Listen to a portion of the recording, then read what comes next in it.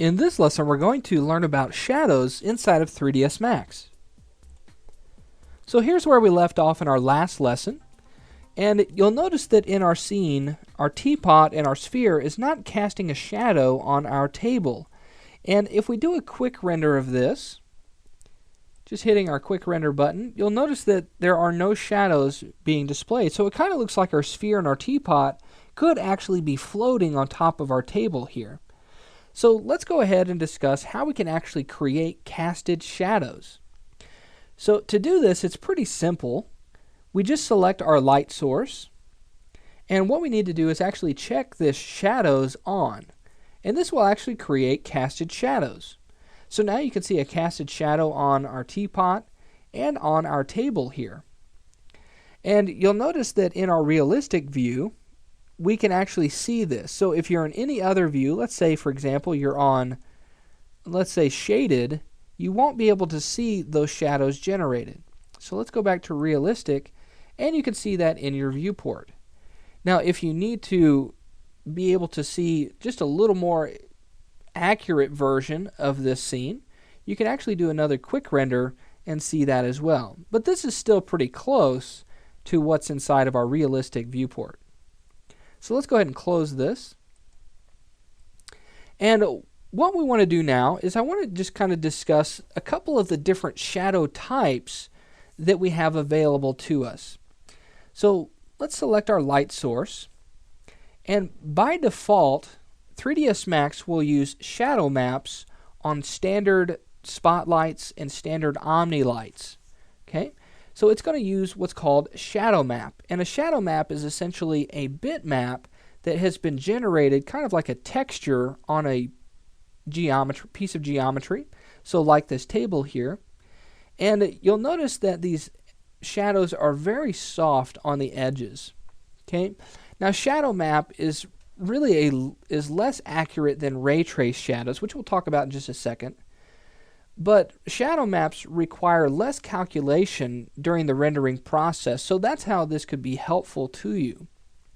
Now, the other type of shadow that we talked about is ray trace shadows, and these are really the only two we're going to talk about for right now.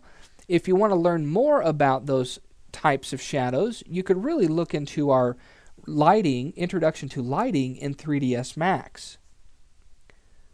So let's switch this over to ray trace shadows, and if we just click in our viewport, you'll see that this updates, and you'll see that this shadow is a little bit harder around the edges than our shadow map. So let's go ahead and do a quick render of this just to see this a little bit better, and you can definitely see that the shadow is very, very hard here. Okay? Now, based on the shadow itself, you'll see that this is very black and very dense. And sometimes, well, really, shadows aren't really that dense unless there's only a single light source in the scene. So we can kind of fake this out, that light is bouncing off of other surfaces to really light up these shadows here. So to do that, we need to make sure that we're actually controlling some of our shadow parameters just as much as we are controlling our light parameters. So let's go to our shadow parameters here, and let's just expand that. And here we can see a couple of different options. First, we can actually change the color of our casted shadows. So instead of being this black color, you could do red or green or whatever. But this will only change the color of the casted shadows. Okay? It won't actually change the shading that is on the back side of this polygon or on the back side of this sphere. So let me show you what I mean by that. Let's just click on this color swatch and switch this over to red, and you'll see that we still have this black shadow on our teapot and on our sphere, but our casted shadows have turned red here. Okay? So you want to be careful when using that. So let's scroll back down, and let's go to black and hit OK. And we want to be able to change our density of our shadows sometimes. So let's say we don't want this to be quite that black. Let's say we want to simulate light bouncing off of other surfaces and lighting up these casted shadows a little bit. So let's take this down, and let's go down to like 0.5. And you'll see how this changes the density on your shadows. Now, you'll also notice some inconsistencies with the shading on your object and the casted shadows, so this is something that you want to watch out for.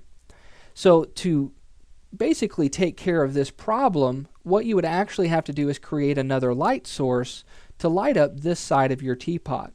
So if you get some inconsistencies like this, you might want to go ahead and just add another light source.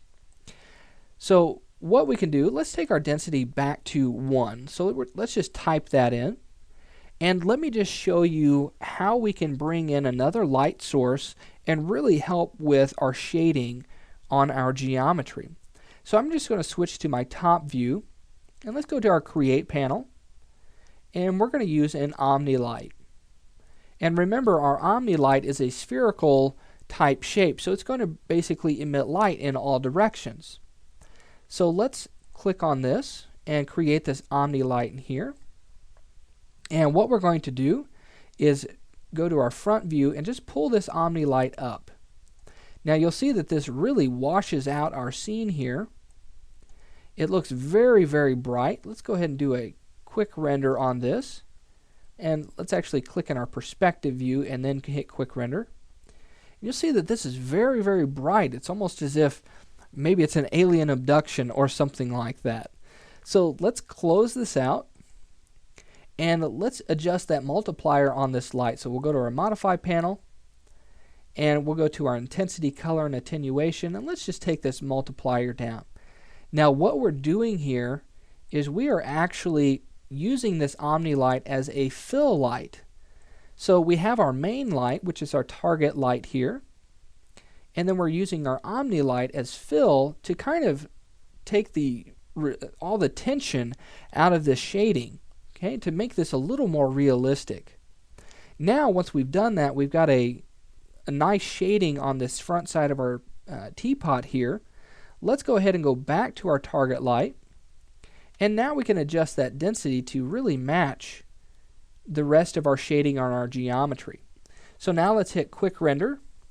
And let's make sure that we're in our perspective view to do that. So we'll hit Quick Render one more time. And now we're a little more consistent with our shadows that are on our geometry, as well as our casted shadows. So working with shadows is just as important as working with lights themselves. Okay? All right, so that wraps up for this lesson on our shading. So in our next lesson, we're going to finish this off by adding some materials to our geometry and getting this ready for a render.